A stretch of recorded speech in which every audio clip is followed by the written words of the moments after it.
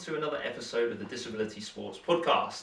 I'd like to begin this episode by saying a huge thank you to everyone who has listened to the podcast so far. If you haven't already done so, please subscribe to us on whichever platform you use for listening to your podcasts, and please subscribe to us on YouTube. You can follow the podcast on @the Disability Sports Podcast on both Instagram and TikTok. I'd also like to begin this episode by saying a huge thank you to Miguel and Terry from Flash Studios, who are very kindly helping me to put together this episode, and without them this really wouldn't be possible. My guest this week is Mohammed Adrees. Adrees is someone I've had the pleasure of knowing for the last couple of years through my work. Adrees has a hearing impairment and is also a football coach. During the interview he talks about his coaching career so far. Here is the interview, and I hope you enjoy the episode. Hello Adrees, and welcome to the podcast. How are you doing? Hey Aaron, yeah, not too bad, doing great. How about yourself? Yeah, no, I'm very good, thank you. Thank you very much for coming on the podcast. So we first obviously met each other coming up 2 years ago now, I think, wasn't it? Obviously my day job is as a physio. Anyone who's listening to the podcast obviously might know that. And obviously you were a physio student at the time, weren't you? And working in outpatients over at Wokingham Hospital. And I remember chatting to you then, about a lot about football, and you were telling me a bit about, you doing your coaching. And then a few months ago, I kind of came across your TikTok account, and obviously saw a lot of the content you posted. So that's obviously what we're going to talk a bit about later on. But just wondered if you could start off by telling us a bit more about yourself. Yeah, so as you said, Aaron, 2 years ago when we met, I was a timid physio student at the time, and then past one and a half years, I've been working as a rotational physio. So that's basically where you do 6 months placements within certain areas of the physio world. So that's given me an idea of the holistic patient overview within the NHS, which has been quite good. And also I'm always quite passionate about football, about sports. So having the opportunity to continue that in the recent 2 years alongside working full time has been a great blessing for me. And thanks so much for inviting me here to talk about what's been going on. All right, so I probably want to start off, I guess, with early life and childhood. Where did you grow up, and what sports did you enjoy growing up? So born and bred in High Wycombe, lived there pretty much all my life, other than the times I've been away for uni or away for work. So as a rehab assistant, I was living over in Streatham for about 6 months. And then, at a young age, the sports I love playing, football, obviously, cricket was another big one for me, badminton, and a lot of these sports were just as a hobby really, quite an active kid. And more recently, I'm getting into BJJ, Brazilian Jiu-Jitsu, so just trying to keep that competitive drive going really. And growing up, who were your sporting idols, and why did you look up to those certain individuals? Okay, that's a good question. So in terms of sporting idols, Muhammad Ali was a good one, purely because of not what he's just done for boxing, but everything he stood for as well, the values. So just sports stars like that I really looked up to. And then in terms of cricket, I'm not sure if you're familiar with cricket or not, but Shahid Afridi. Yes, absolutely, Have good you heard player. of him? Yeah, I think he played for Hampshire. That's right. So he was a fireworks sort of player, really exciting to watch. So he was an idol there as well. And these guys, they just give you that dream of doing something special and trying to be an exciting and passionate person about whatever it is that you do, which I really like to see, really embraced. And I know you're a big football fan. Who do you support? Support Tottenham. And why Spurs? Obviously growing up in High Wycombe, Wycombe Wanderers, I guess, are your local team. So what made you fall in love with Spurs? Yeah, exactly. So Wycombe's a local team, but a lot of my friends, they were supporting like Premier League teams. So I felt like at that time I have to go for a Premier League team as well. And I just liked the way Tottenham played during my young years, Harry Redknapp days. Like, they played some good football, just like their philosophy, how they developed young players and those things. And once you choose a team, you stick with them. Well, my granddad was a Spurs fan. He passed away before I was born, but so I don't mind Spurs. I've always got a bit of a soft spot, but if you just said Man United, it might have been a different story. So obviously, you mentioned about studying physio. What did you go to university, and how was your experience, studying? So I've actually got 3 degrees. So my first degree was in sports science. I did that over at Newman University in Birmingham. So that's where I got to learn a lot more about sports sort of knowledge and also coaching related stuff too. Then I did a degree in clinical exercise science. That was a 1-year master's degree in Portsmouth, and realized that the degree doesn't take you into anything specific, like in terms of a job. So I thought, let's go into physio, get an actual accredited degree, done that, and here I am working as a physiotherapist today. And I just wondered if you could tell us a little bit about your disability. Okay, yeah, so in terms of disability, I have a hearing impairment, and that was diagnosed as a kid around the ages of 7 to 8. I probably had it before that. I believe it's a family history sort of impairment, but yes, during a young age, used to get in trouble a lot at school. Teachers used to think I wasn't paying attention, but actually it was due to hearing. So yeah, went into the hospital, got diagnosed for that, and particularly in adult years, like when you're in a job and where the demands of having to hear things appropriately are much higher, it's really started catching up on me and having the right support and right ways to know what your limitations and working areas are. And also dyspraxia as well, dyspraxia, I got diagnosed of that in university. So again, I was struggling at university with certain assignments and tasks, just being slower than other peers.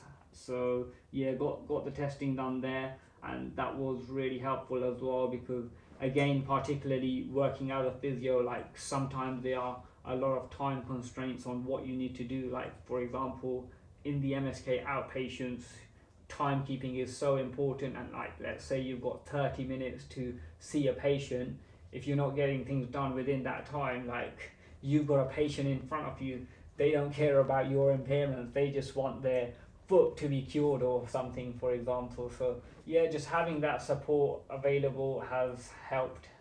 And how are your experiences, I guess, sort of through school, college and university? Has that help always been easily accessible, or is it something that you've had to, sort of quite battle for, as you work your way through?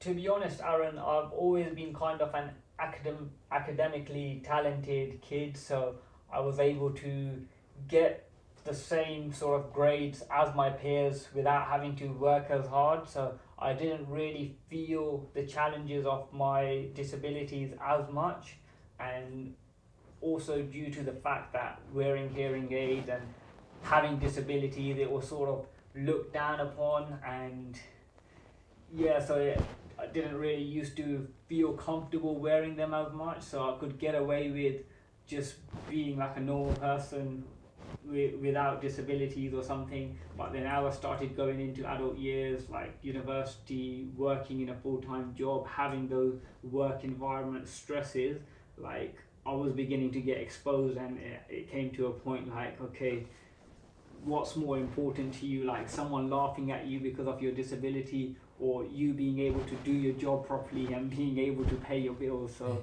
I had to make a decision on what's more important there. And one thing, I'm vision impaired and, have a deteriorating eye condition. And, one of the best things I ever did was when I was about 15 and started playing blind cricket. I started then interacting with other blind and vision impaired people and learning about that actually, just because I have a disability, I can still do anything that anyone else does. And that was one of the best things, because it helped me sort of come to terms with my condition. Did you ever meet anyone, with a hearing impairment or anything like that growing up, or not? Okay, first of all, wow, that's amazing on your experience. Really nice to hear that.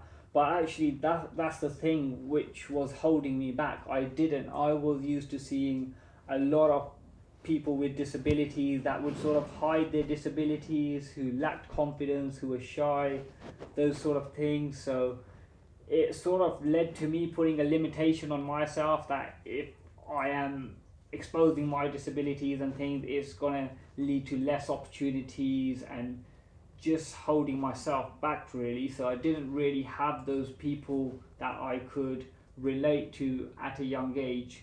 But no, actually growing up, I did begin to start seeing people who had disabilities. So for example, like one person I met in a workplace during my teenage sort of years, he had a hearing impairment, but he was really confident, really athletic guy, like took good care of himself, like quite muscular.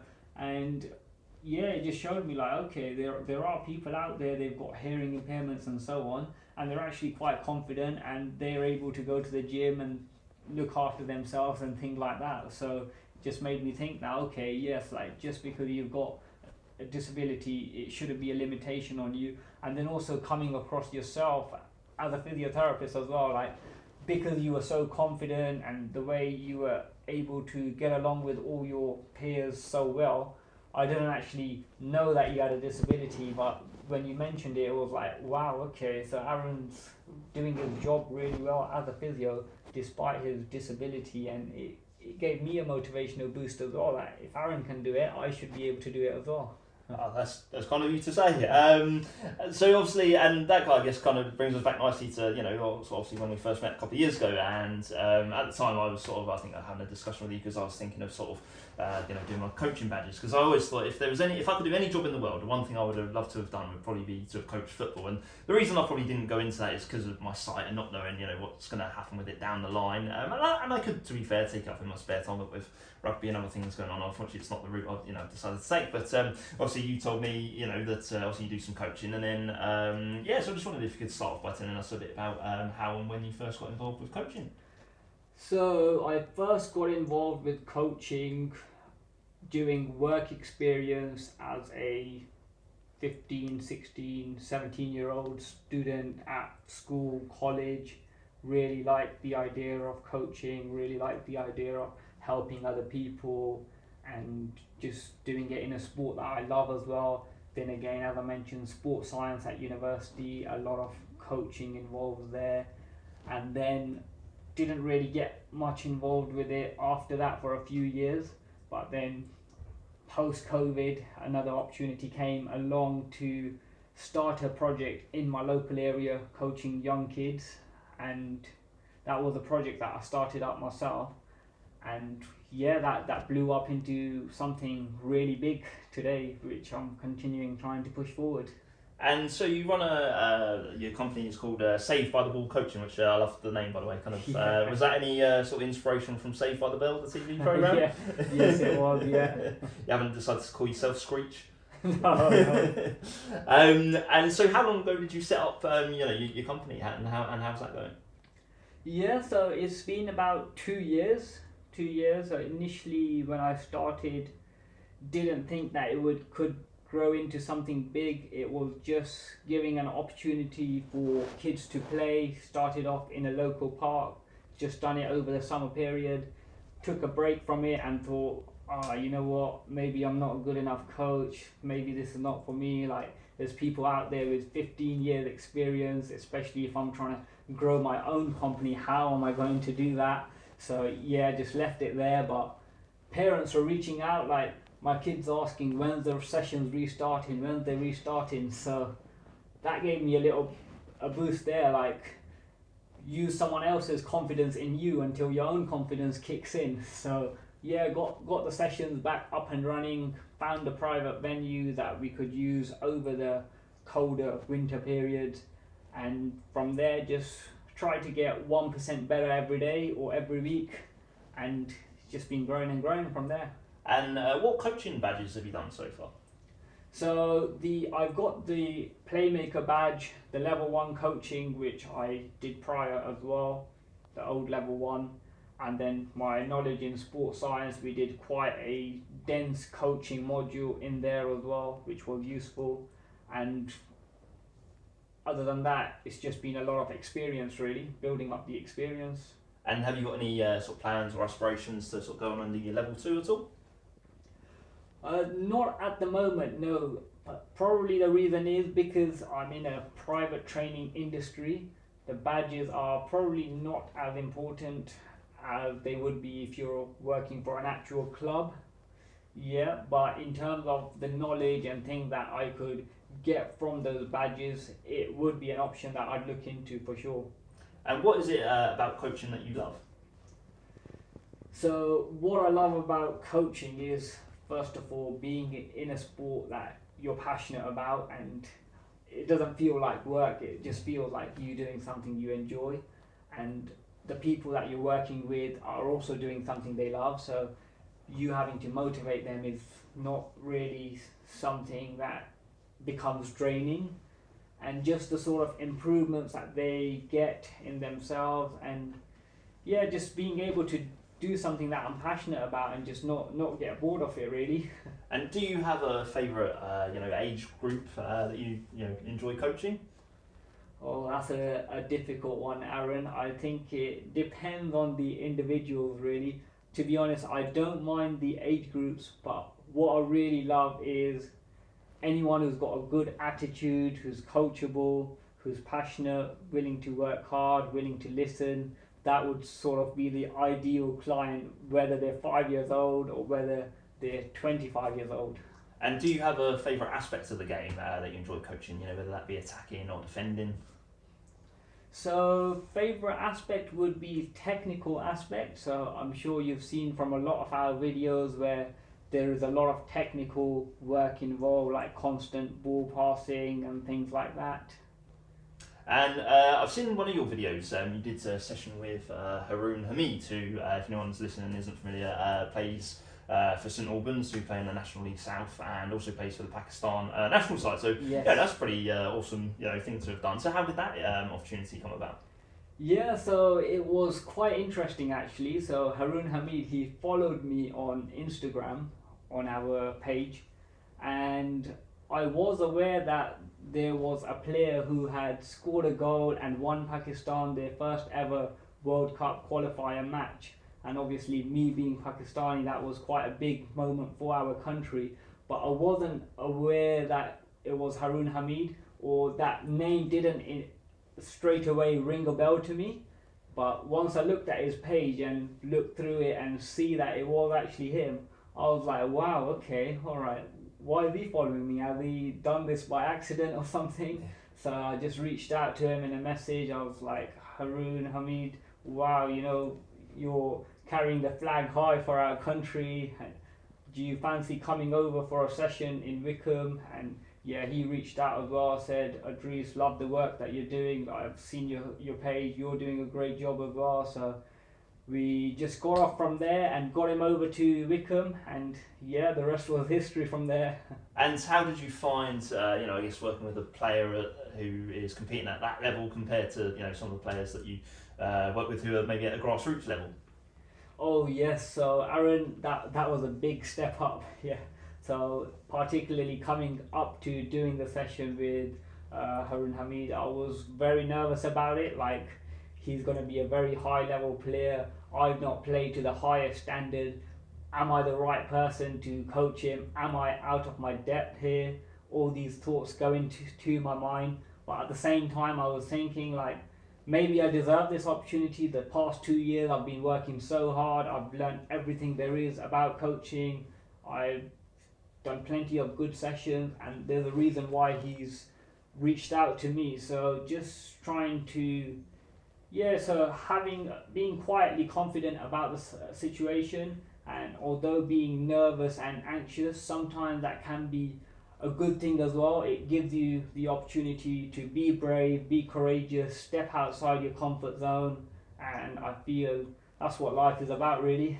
And one thing I guess that's noticeable in football is there's a lot of talk I guess around sort of the lack of black managers in the game, because obviously there's quite a large proportion of footballers at the top level are Yes. from black and that sort of ethnicity. But there's still, I think, quite a lack of representation from sort of South Asian, sort of heritage, within the top flights in the game.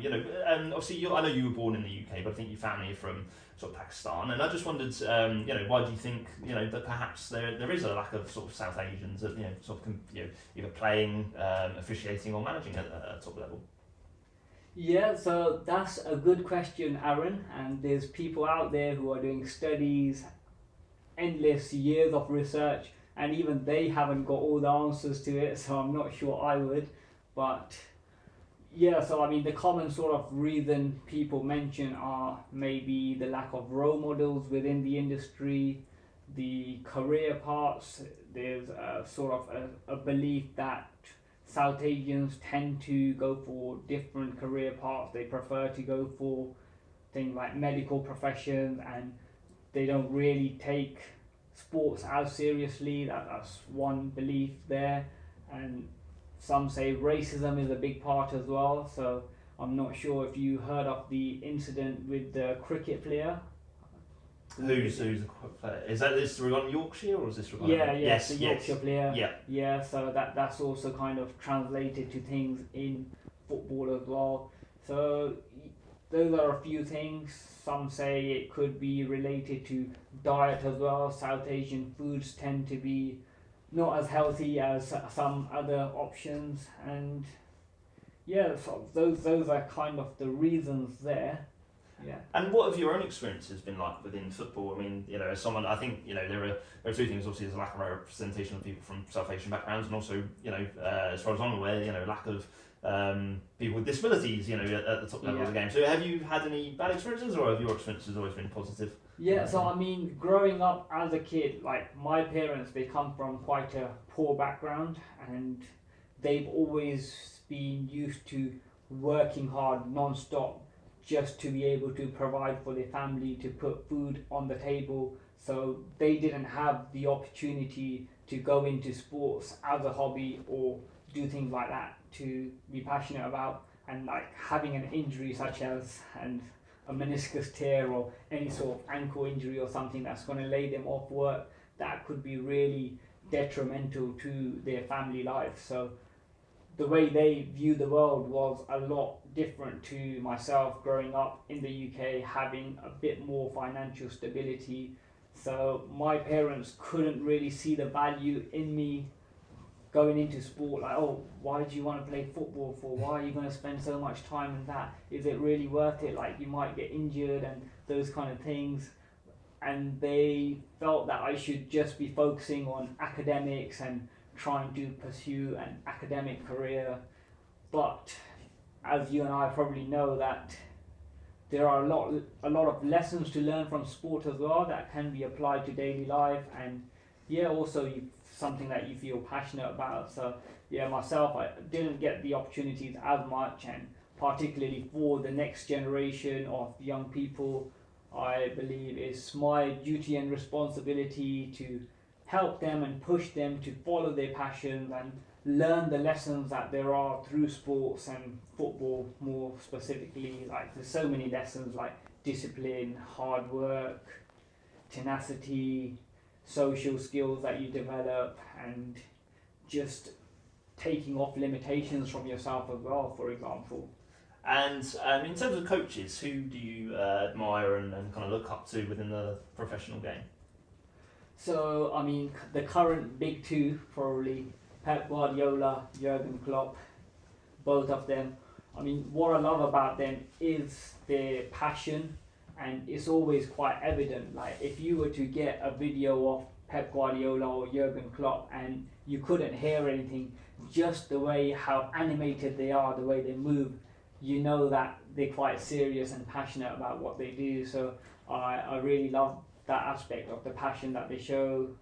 And sorry, Aaron, and Klopp, for example, he talks a lot about how he doesn't get stressed out when his team lose and things like that, and the reason why is because there's bigger problems in the world. Like, there's people out there going hungry. You losing a football match or not winning a trophy is not a disaster. So that's something I really look up to with Klopp. I'm with you on that. I think Klopp and Guardiola are probably my two favourite coaches in football as well. I mean, obviously Klopp because of what he's done at Liverpool, and Guardiola just the way he gets players playing, and they both improve players. I think both technically, but also just the way they are. I mean, obviously I'm not at their training sessions day to day, but from what you see, it looks like players love playing for them, and I think that's how modern football has changed. Because I think in olden days, sort of managers might shout at players, but I don't think that really works with people these days in a way to motivate. So I think that's it's definitely another quality that they both share. Being a Spurs fan, what have your thoughts been on Ange this season? Yeah, I think he is doing well. We're in the race for the top 4, so that's always good to see. But I mean, to be honest, I haven't had a huge opportunity to follow Spurs as much this season, so maybe you'll be the one to keep me updated on that, Aaron. How do you do anything when you're coaching to adapt to the way you do things? Due to your hearing impairment. Sorry. So it's a difficult one, really, particularly within a private training, your own business sort of industry.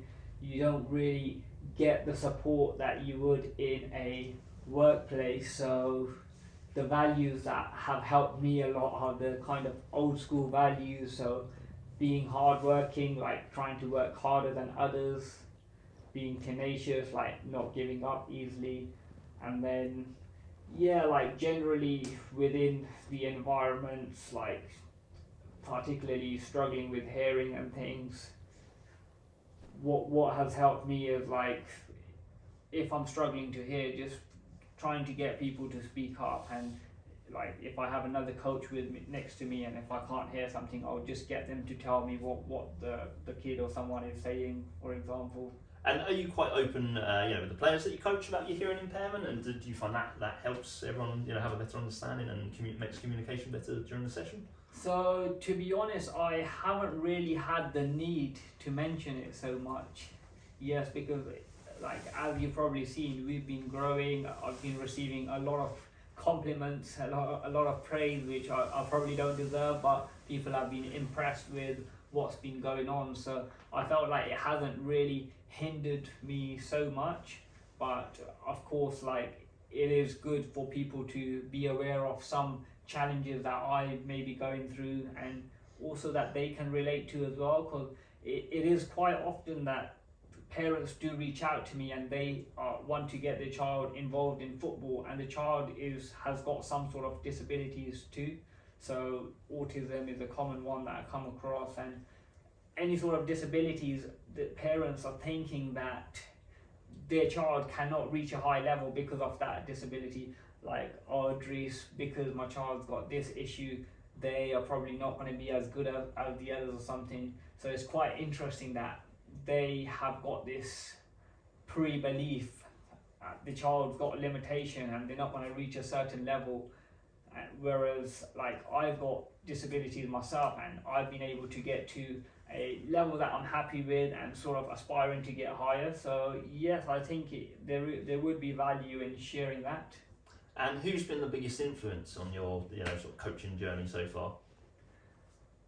Okay, so in terms of the biggest influence, so I've been working with a mentor who also is within the private training industry. Tom Owens, have you heard of him? I can't say I have, no. Can you tell us a bit more about him? Maybe you'll search him up as well. So he does a lot of private training work as well. He's worked with a lot of high-level clients, Aaron Cresswell, Danjuma from Everton, Onana from Everton, quite a few other Everton players as well, Anthony Gordon, and he also coaches young kids as well. So I did a training course with Tom, and he just really helped me in terms of developing a philosophy on what I'm trying to do and how I can get my personality across, and just those sort of things really, which has been really valuable working with someone who's been there on the journey that I'm trying to go on. And what are your coaching ambitions for the future? What would you like to achieve going forward? So my coaching ambitions are, Aaron, so I've got quite a specific philosophy in terms of my coaching, that I want to create great people who are passionate, hardworking, willing to take risks, to chase their goals, chase their dreams, and that's what my plans are really for young people. I'm not really looking to create great footballers, and if that is something that is their dream, being a great footballer will be being a great footballer will be a byproduct of the other values that we teach, such as hard work, discipline, being passionate. And is the goal to be able to coach full time one day? Yeah, that is the plan. Yeah, so I want to go full time in the private training industry in my business. Yes. And what reasons would you give to anyone else out there who has a disability, who's thinking about going into coaching but isn't sure about it? What reasons would you give to them to do it? Yeah, so well, it depends really. I mean, if they're joining a setup within a well-established business or company or a club even, I'd say make sure to use the support that's available for you, because particularly here in the UK we have so much good support available. And one mistake I made, particularly in my younger days and in my earlier career as a physiotherapist, I didn't use the support available for me. But once I started using that really helped. But then if you're in a private training industry, such as trying to grow your own business or something, you need the old school values, such as being harder working than everyone else, being tenacious, as we mentioned earlier, and just those sort of skills really, because like, as you know about football, for example, nobody will care about your excuses. They just want to see what the results are. Absolutely, yeah. And we've obviously talked a lot about your coaching and your physio. What are your sort of hobbies? Obviously that's going to keep you very busy, but do you have any sort of hobbies and passions outside of those? So I'd say I'm quite a religious person, so I value trying to pray a lot, so I try to make some time for praying regularly, and I believe that everything happens for a reason. So being able to grow this business and being able to impact the amount of lives that I have so far, and also the dream that I have of impacting plenty more lives, I feel that is something that is going to come through God. So it's something that I have to regularly make time for praying. So early in the morning I try to wake up, in the evenings as well I try to make time for prayer. And other than that, I like going to the gym, so yeah, trying to stay in shape. Brazilian Jiu-Jitsu, that's something I'm trying to squeeze in and maybe take it to a competitive level as well. And you've got to drink the juice that you sell, so if I'm trying to coach these young kids to work hard and follow their dreams and be hardworking and be healthy, be fit, I've got to be doing the same as well. And I think I saw a video on your Instagram account of you having a sort of a competitive fight or bout within Jiu-Jitsu. Yeah. And I think you mentioned that that time of your life was sort of perhaps a challenging time, and I got the impression it was perhaps from a mental health point of view. So what was going on in your life at that time, and how has Jiu-Jitsu, I guess, helped you in that sense? Yeah, so at that time, Aaron, it was around 2.5 years ago. I was struggling in terms of mentally, and just every day felt really hard, waking up and just going through your daily routines and things. And I felt, for me, the best way to get over that obstacle, that hurdle, was to prove to myself that I'm someone capable of overcoming hurdles and overcoming challenges. And I felt that I had to start doing things that would scare me a little bit. So being in the cage was something I had never done before, so I thought, maybe this is something that I should go into, give it a try. Like, if I'm really going through something really hard and life can't be any worse, then this should be easy. And then when you're actually trying to do something like that and you're feeling the anxiety and the nervousness, and you're able to control it and come out at the end of it, you feel very proud of yourself. So yeah, that did help me.